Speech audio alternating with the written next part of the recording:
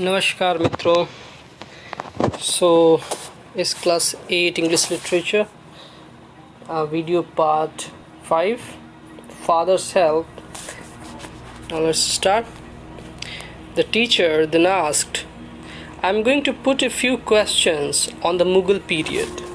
तो टीचर ने कहा कि अब मैं थोड़े क्वेश्चन पूछना चाहता हूँ मुग़ल पीरियड के बारे में. Among the Mughal emperors, whom would you call the greatest, whom the strongest, and whom the most religious emperor? Swami got up. As soon as he was seen, the teacher said emphatically, sit down.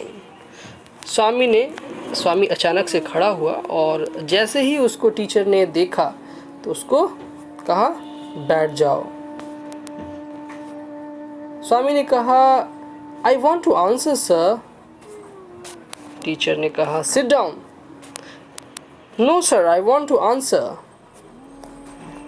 Teacher ने कहा what did I say I would do if you got up again. मैंने तुम्हें क्या कहा, अगर तुम खड़े होगे तो मैं क्या करूँगा. टीचर ने कहा You said you would cane me and peel the skin off my knuckles and make me press it on my forehead. तो उसने कहा कि आपने कहा है कि कि आप मुझे मारेंगे और मेरा स्किन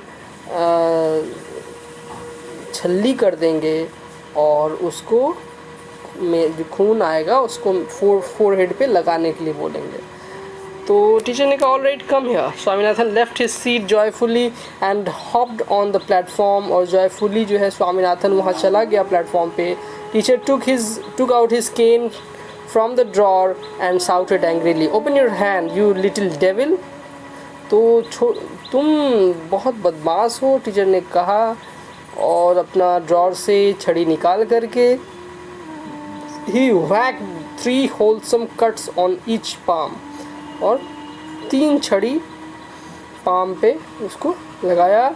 स्वामी रिलीव देम विदाउट ब्लेंचिंग और स्वामी रिसीव देम विदाउट ब्लेंचिंग. ब्लेंचिंग का मतलब होता है शोइंग साइंस ऑफ फियर. तो बिना डर के वो उसको रिसीव किया केन को, छड़ी को. After half a dozen the teacher ask will these do और do you want some more. तो 6 छड़ी लगने के बाद टीचर ने पूछा कि और तुमको चाहिए कि और दूं.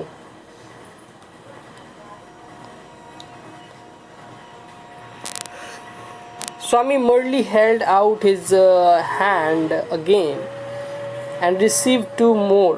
तो फिर स्वामी ने 2 छड़ी और खाना चाहा तो वो खा लिया.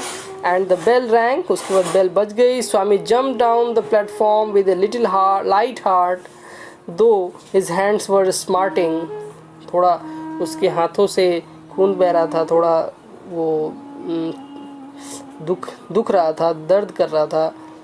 He picked up his books. उसने अपना बुक उठाया. Take out the letter lying in his pocket and ran to the headmaster. और वो हेडमास्टर के रूम की तरफ दौड़ा. He found the door locked. लेकिन वो रूम लॉक था. He asked the peon, where is the headmaster? Headmaster कहाँ है? What do you want him? My father has sent a letter for him. मेरे पिताजी ने लेटर भेजा है. He has taken the afternoon off and won't come back for a week. 1 हफ्ते के बाद ही वो आएंगे, उन्होंने छुट्टी ले रखी है हेडमास्टर ने. You can give the letter to the assistant headmaster. He will be here now. तुम जो है वो लेटर असिस्टेंट हेडमास्टर को दे सकते हो, अभी थोड़ी देर में वो यहाँ आ जाएंगे. हु इज़ ही? वो कौन है assistant headmaster? Your teacher Samuel, he will be here in a second. तो तुम्हारे सर सैमुअल ही तो सेकेंड हेडमास्टर हैं, तो वो कुछ ही देर में, कुछ ही सेकेंड में यहाँ चले आएंगे, तो तुम उनको दे सकते हो. Swaminathan fled from the place और वो वहाँ से भाग गया. As soon as Swami went home with the letter, father remarked, I knew you wouldn't deliver it, you coward. Swaminathan तो घर भाग गया, घर चला गया। जब वहाँ पहुँचा तो पिताजी ने पूछा कि उन्होंने कहा कि मैं जानता था कि तुम इस लेटर को डिलीवर नहीं करोगे क्योंकि तुम डरपोक हो।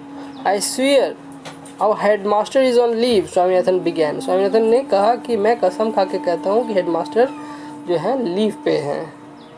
Father replied, don't lie in addition to being a coward. तो फादर ने कहा कि यदि तुम कवार्ड हो तो हो, अब लायर मत बनो, यानी कि लाई मत बोलो, झूठ मत बोलो। Swami held up the envelope and said, I will give this to the headmaster as soon as he is back. मैं इस लेटर को दे दूंगा जैसे ही वो आते हैं। Father snatched it from his hand, और फादर ने उस लेटर को छीन लिया, उसको फाड़ दिया। Tore it up and thrust it into the waste paper basket under his table, और वेस्ट पेपर बास्केट में डाल दिया।